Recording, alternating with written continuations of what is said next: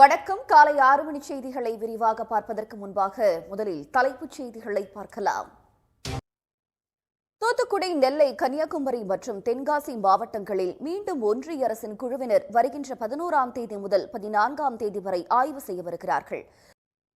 திருவண்ணாமலை, விழுப்புரம், கடலூர் உள்ளிட்ட மாவட்டங்களில் 2 நாட்களாக பெய்த மழையால் அறுவடைக்கு தயாராக இருந்த நெற்பயிர்கள் நீரில் மூழ்கி சேதமாகின. அரசு ஆய்வு செய்து விரைந்து நிவாரணம் வழங்க வேண்டும் என்று விவசாயிகள் வலியுறுத்தியிருக்கிறார்கள்.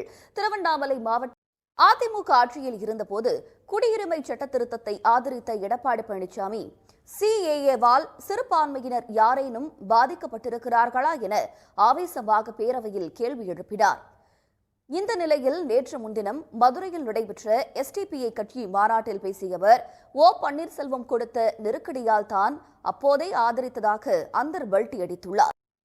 அறந்தாங்கி அருகே போதிய மழை இல்லாததால் 5000 ஏக்கரில் நெற்பயிர்கள் நீரின்றி கருகி வருகின்றன. இதனால் வேதனை அடைந்திருக்கும் விவசாயிகள் தமிழ்நாடு அரசு உரிய நிவாரணம் வழங்க வேண்டும் என்று கோரிக்கை விடுத்திருக்கிறார்கள்.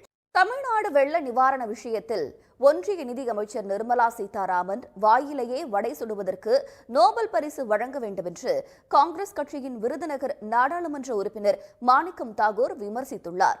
நிர்மலா சீதாராமன் தென் மாநிலங்களில், குறிப்பாக தமிழ்நாட்டில் நாடகங்களை நிறைவேற்றி வெற்று அரசியலை நடத்தி வருவதாக அவர் விமர்சித்தார்.